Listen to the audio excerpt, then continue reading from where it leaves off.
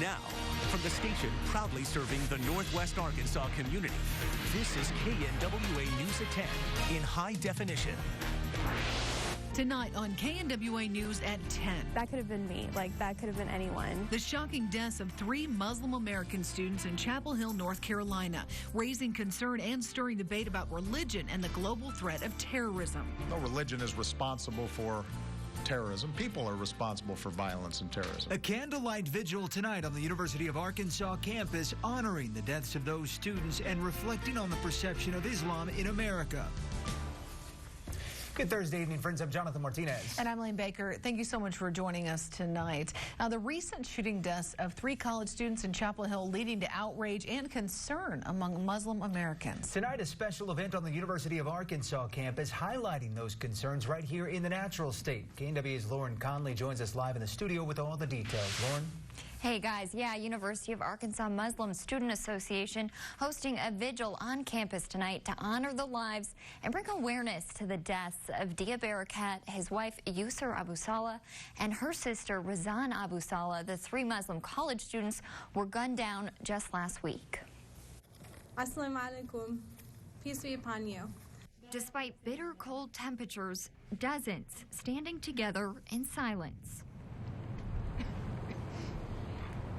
to remember the lives of 3 Muslim college students. We do want to remember them for who they were rather than why they were killed.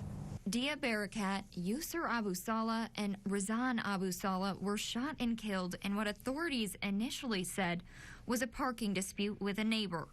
Though now the FBI is investigating the deaths as a hate crime.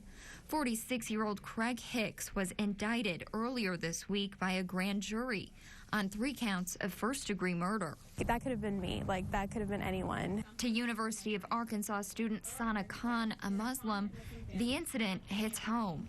It's just scary to know that it happened in our own country, and these students were very American, and they're probably just like me, just trying to have an education. But the deaths of these 3 Muslims causing concern among people of all faiths.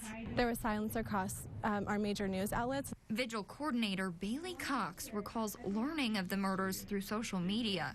It made me ask the question, would our response had been different, or if these were perhaps 3 white people? I think we associate radicalism with Islam all too often. Cox saying she wanted to join the effort of changing negative perceptions by bringing a candlelight vigil to her campus. We want to come together as a community to emphasize solidarity. No matter what side of the line you stand on, being an ally for your neighbors is one of the most important things you can do. And while many neighbors have said suspect Craig Hicks was known for starting fights over parking, the father of the 2 women killed says his daughter Yusur told him that she believed Hicks hated them. I'm Lauren Conley for KNWA Northwest Arkansas News. All right, Lauren, thanks for that report, man. The Chapel Hill killings, along with other recent acts of violence against ethnic minorities around the globe, stirring debate right here in the United States over how we define the threat of terrorism. President Obama drawing a line between Islam and the terror group ISIS at a White House summit on violent extremism today. These terrorists are desperate for legitimacy. And all of us have a responsibility to refute the notion that groups like ISIL somehow represent Islam, because that is a falsehood that embraces the terrorist narrative. We have to confront the warped ideologies espoused by terrorists like Al-Qaeda and ISIL, especially their attempt to use Islam to justify their violence. The president calling on nations to not only confront the terror threat militarily, but also to take steps to curb the extremism inciting people to violence. But the war of words over his refusal to use the phrase Islamic extremism when referring to the terror threat heating up. Today's cover of the New York Post depicting President Obama turning a blind eye to the threat. Arkansas Senator Tom Cotton offered similar criticism in appearance on CNN today. This summit that he just called over the last 3 days, I think, shows that he's not yet taking the threat seriously. To call it violent extremism and not to call it radical Islamic jihadis just goes to show that the president is once again underestimating our enemies. The president announced a new partnership with United Arab Emirates to counter terrorism propaganda online by creating a digital communications hub with religious and community leaders. A recently passed non-discrimination ordinance out in Eureka Springs, similar to Fayetteville's Ordinance 119, coming under fire and possibly facing a repeal vote. The city council passed the ordinance earlier this month before being blocked by the state legislature, which overwhelmingly passed a law banning non-discrimination ordinances only days later. Opponents of the ordinance wanted repealed because they say it was done without any public input, but one Eureka Springs alderman sees different forces at play. Anytime you can get politicians or people all riled up about the 3 Gs, which will be God, guns, and gays, you can get something going. And boy, have we got it going. Fayetteville attorney Travis Story, who represented the group Repeal 119, is also assisting in the Eureka Springs repeal effort. The world's largest retailer making headlines today by giving 500,000 employees a pay raise. Walmart president and CEO Doug McMillon announcing 500,000 full and part-time associates at Walmart stores and Sam's Clubs across the country will make $9 an hour starting in April. By 2016, associates will be making $10 per hour. The company says it's an investment all about offering quality jobs and a better customer experience. The reason why we're doing it is because ultimately we know that in order to meet and exceed our customers' expectations, we need to have a great customer experience in our stores. And that means we have to have an associate base that is engaged, with skills necessary to succeed, and a path for a future career at Walmart that they can believe in. Walmart also plans to invest in training programs, more choices when it comes to scheduling, and improvements to the paid sick leave policy. Well, a lot of excitement around Northwest Arkansas for the opening of the Amazeum in Bentonville. Boy, I'd say it's a project that's been in the works for years now, and we are just months away, believe it or not, to that grand opening. KNWA's Joseph Holloway went along for an exclusive tour of the new Amazeum and has more in this report. This reveal is indicated across this horizontal plane. The idea hatched many years ago in a family's living room and really has evolved since then. With that idea close to becoming reality, we caught up with marketing director Dana Engelbert for an exclusive inside look.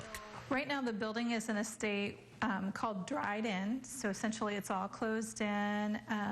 We are testing HVAC systems, drywall is going up, painting is happening, flooring was going in. Straight ahead will be a store area where you can pick up a souvenir or continue your learning. So will this entire area here just be completely open? At times there may be smaller exhibits in here. We're hoping to put some artwork in here. The museum's main space leads us into the exhibit hall. The exhibit hall will be organized kind of on a town square principle. So we're walking, it's like walking down the street. To our right here will be Hershey's Lab. So this will be all about the science of chocolate.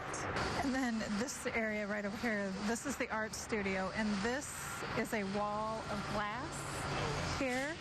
So guests can actually be on both sides painting, and you can see it from either side. Another fun fact, most of the Amazeum's features were made right here in Arkansas.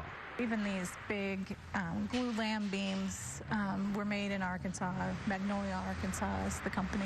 We try to keep as much as we can local, whether that's contractors or products or as much of it as we can.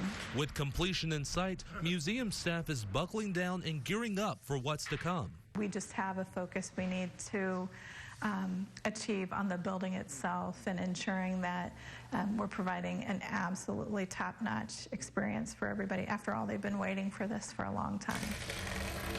And Engelbert says opening day will be well worth the wait. A lot of our visitors are going to learn and not even realize it. They're going to have fun. And you play with the sand. You tell Jonathan was all like, about it. this I did the is so story. good. You build the sand up and you hold the cloud and it rains. It's really neat. He's like a little kid over here. I can't wait for it either. I'm excited. Dan's excited. Yeah. We're all excited. Yeah. The Amazeum will also include feature exhibits like a Walmart-based market project and others focused on our state's history. The staff say they will announce the exact opening date, which I'm sure we are all on the edge of our seats for sometime in March. launch. Yep, an exclusive look at historic artwork coming to Crystal Bridges as well. From Van Gogh to Rothko, you can see a rare collection right here in Northwest Arkansas. And game night for the Razorback ladies hosting the #2 team in the country. So could they pull off the big upset? Highlights in tonight's Razorback Nation report. And coming up in the weather forecast, some active weather over the next 3 days. Freezing rain potential tomorrow. But just where is the greatest threat and what happens throughout the rest of the day with our temperatures? I'll talk about that in weather after the break. Live from the Dixon in HD, Jonathan Martinez, Lane Baker, Weather Authority Dan Scoff, and Aaron Peters with your Razorback Nation report. This is KNWA News at 10. Closed captioning brought to you by